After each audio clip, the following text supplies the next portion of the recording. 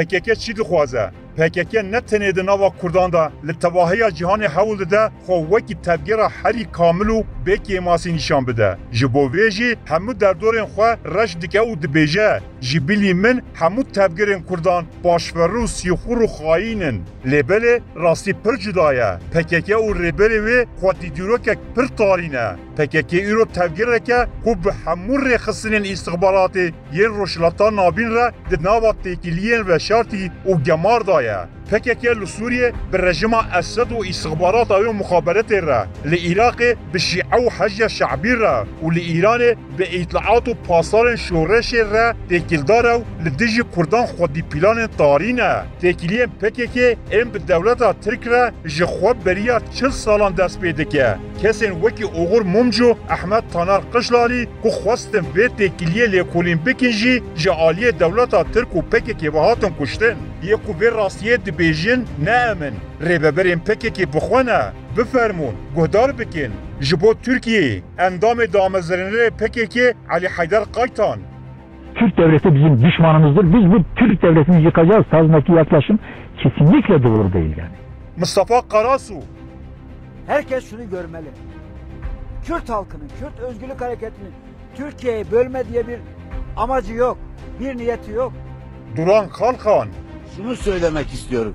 Yani biz aslında ya işte Türkiye devletini yıkmak isteyen, ordusunu kovmak isteyen, başka bir devlet kurmak isteyen, bu temelde orduyla çatışmayı öngören bir hareket değiliz. Let nava van gotunan da ya heri girenk eva ya ku ocalan goti. Kendimi her Türk'ten daha iyi Türk hissederim yani onu her zaman da söyledim. Gelo serkirdeyin PKK li derbarê Suriye û rejima Esad'a çi dibêjin? Bahos Erdal. Eger yepege ava nebûba û eger ne siyaseta rêveberiya xweser û xelkê rojava bana rejîm niha nemabû. Cemil Bayık.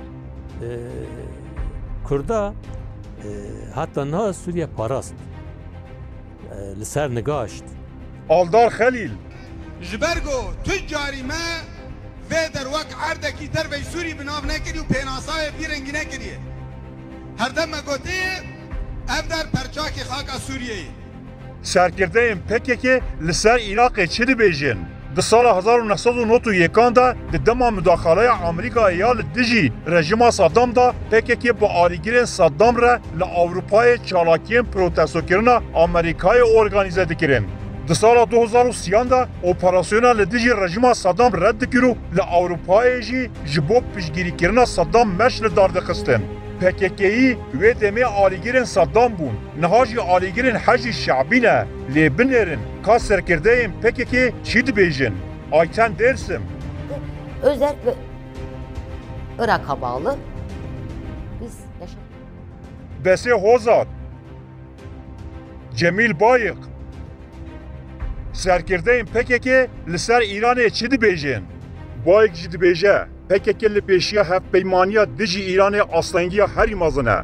Belê, wek ji daxuyaniyên serkirdeyên PKK jî tê dîtin, PKK tevgêrekê ku yekreziya Tirkiye, Sûriye, Iraq û Îranê diparêze. PKK bi xwe jî qebûl dike ku wan rê li ber hilweşîna çar dewletên dagirker girtiye. Ew dewletên di encama peymana Lozanê ku Kurdistan kirî çar parçe. PKK pasewanê sînorên peymana Lozanê ye. Wê demê em dipirsin, gelo PKK çi dixwaze? Eger PKK van çar devletên kolonyalîst diparêze wê demê çima ciwanên ji çar parçên Kurdistanê dide kuştin? Ma ji bo demokratîkkirina kolonyalîstan çima laşê ciwanên Kurd bên parça parça kirin? Heta ku Kurd bersiva vê pirsê nedin, ew nikarin xwe ji vê xepika ku PKK li ber Kurdan daniye rizgar bikin. PKK şûrekê di destê kolonyalîstan de. Wekî ku Cemîl Bayık herî dawî jî li xwe mikur hatî û gotî PKK statûya heyî diparêze. Ev statûya dewletên kolonyalîst ku her roj Kurdan qir dikin û înkar dikin diparêze. PKK xizmetkarekî sadiqê statûkaya hemû dewletên kolonyalîstên herêmê ye. Tenê neyarê hikûmeta Herêma Kurdistanê ye. Ku ew hikûmet hêviya hemû Kurd û Kurdistanê ye. Dijminê statûya Kurdan a Hewlêya paytext e. لروشلتا نابین جه کو پکک دخوازه هلوشو ویران ببه تنه حوله رو هزا کو دخوازه جناب ببجی پدک او پیشمرگ کردستانه یه شر پکک نه به کولونیالیستان رایه شر پکک به کردان رایه